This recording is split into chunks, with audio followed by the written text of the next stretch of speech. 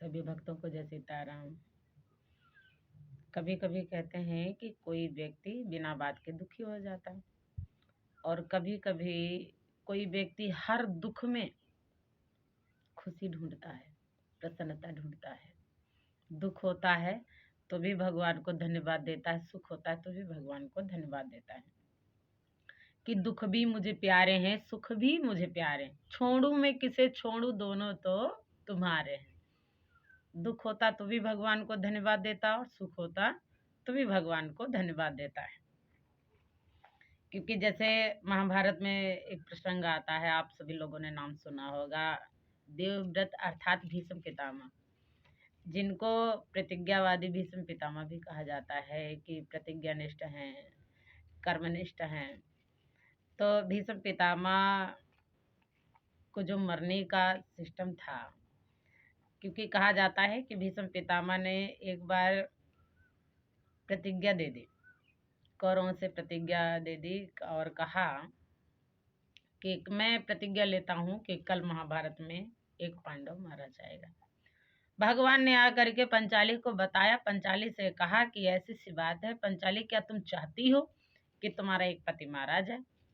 पंचाली ने कहा, कन्हैया केशव, एक मारा जाएगा तो भी तो मैं विधवा हो जाऊंगी, दो मारे जाएंगे तो भी विधवा हो जाऊंगी, मेरा सुहाग उतारा जाएगा, और मैं विधवा होकर के जिंदा रहना नहीं चाहती। अब तो भगवान है, कुछ उपाय कीजिए। भगवान अपने भक्तों की सदैव रक्षा करते हैं और धर्म का साथ देते हैं। परम पिता परमात्मा भगवान श्री कृष्ण ने कहा, ठाकुर जी ने कहा कि हे पंचाली, अगर तुम चाहते हो कि तुम्हारा सुहाग अमर रहे तो आज रात्रि में शुभ समय जान करके भीष्म पितामह के कक्ष में जा करके और उनसे आशीर्वाद ले लो। पंचाली ने कहा ठीक है। पंचाली जाती है और भीष्म पितामह के चरणों को पकड़ करके याचना करने लगी कि भीष्म पितामह, हमारे स्वामी के प्राणों की रक्षा कीजिए, हमारे सुहाग की रक्षा कीजिए। अनेक प्रकार से जब प्रार्थना किया तो भीष्म पितामह ने कह दिया, जाओ तुम्हारे पति को कुछ नहीं होगा, अखंड सौभाग्यवती भव, आशीर्वाद दे दिया। पंचाली ने घूंघट उठाया तो भीष्म पितामह के तो बिल्कुल होशे उड़ गई कि बताओ, मैंने तो सोचा था कि भानुमति को हम दे रहे हैं आशीर्वाद, भानुमति यानी दुर्योधन की जो पत्नी है, और ये आशीर्वाद तो चला गया पंचाली को, अब हमारी प्रतिज्ञा क्या होगा? तब देखा कि भगवान श्री कृष्ण हाथ बांध करके गेट के पास में खड़े हुए मुस्कुरा रहे।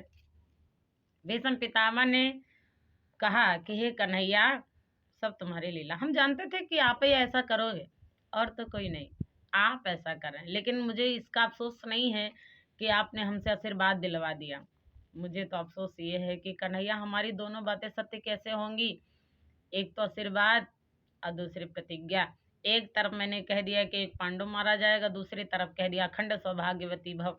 भगवान ने कहा वही तो हम भी पूछ रहे हैं कि बताइए, क्या वो सत्य क्या करोगे, आशीर्वाद या फिर प्रतिज्ञा? भीष्म पितामह ने कहा, संसार में जिसकी बात नहीं उसका कुछ भी नहीं है। संसार में उस व्यक्ति का सम्मान नहीं होता जिसका समय पाबंद नहीं, जिसकी बात पे लगाम नहीं है, जिसकी बात की वैल्यू नहीं है, उस व्यक्ति की इज्जत नहीं होती संसार में। इसलिए कहने मैं चाहता हूँ कि मेरी दोनों बातें रह जाएं, आशीर्वाद भी और प्रतिज्ञा भी, दोनों बातें सत्य हो। भगवान ने कहा ऐसा नहीं हो सकता। भीष्म पितामह ने कहा हो सकता है कन्हैया, अगर हम ही ना रहे संसार में तो हो सकता है। उन्होंने कहा, हे प्रभु, अब इतनी प्रार्थना है हमारी, इतनी याचना है हमारी कि बस आप अर्जुन से कहिए कि कल महाभारत के युद्ध में शिखंडी को सामने रख के अर्जुन हम पे बाण चलाए, ताकि उसके बाणों के द्वारा हमारे प्राण निकल जाएं। और प्रभु, हम आपसे एक प्रार्थना और करते हैं कि जिस समय हमारे प्राण जा रहे हो तो आप हमारी नज़रों के सामने हो, बस इतना ही चाहते हैं।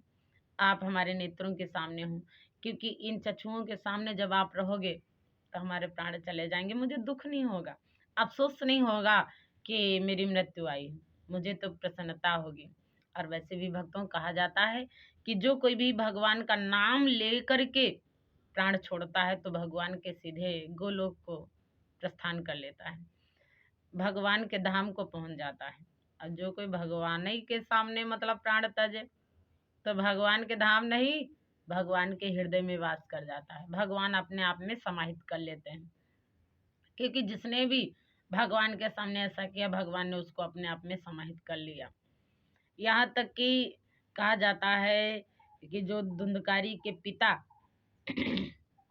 जो आत्मदेव ब्राह्मण देवता थे, वो भी भगवान के सामने प्राण तजे तो भगवान ने उनके प्राण अपने हृदय में समाहित कर लिया, अपने आप में समा लिया। तो इसीलिए कहते महाराज, भीष्म पितामह ने जब ऐसा मांगा, भगवान ने तथास्तु कह दिया। सवेरा हुआ, अर्जुन को सारी बात भगवान ने बताई। अर्जुन गए, बाण चलाए, सो भीष्म पितामह को बाण लगे और भगवान के दर्शन करते हुए भीष्म पितामह के प्राण छूटे महाराज। और अनेक प्रकार से भीष्म पितामह ने आशीर्वाद भी दिया अर्जुन को कि चिरंजीवी भव, दीर्घायु भव, विजयी भव, इस प्रकार से अनेकों आशीर्वाद दिए। और आशीर्वाद दे करके भगवान के दर्शन को करके भीष्म पितामह अपनी प्रतिज्ञा को भी संभाल के रखा, वचन को भी संभाल के रखा। और प्रसन्नता से, ये नहीं कि मरते वक्त दुख हो जाए, प्रसन्नता से कि हे प्रभु अब कुछ नहीं चाहिए, अब तो बस आपके चरणों में लीन हो जाना है, आप में लीन हो जाना है। तो भगवान के हृदय में समाहित हो गए। भगवान ने उनको मरते वक्त दर्शन दिए। और मैं तो कहती हूँ कि परमात्मा जो भी सच्चे भगत हैं, भगवान उनकी जरूर सुने और जो दुख हो उसमें भी उनको सुख दे दे, जो सुख है उसमें भी उनको सुख ढूंढ करके दे दे। बस यही चाहते हैं। और आप सभी लोग क्या चाहते हैं कमेंट में जरूर बताएं। सभी को जय सीताराम।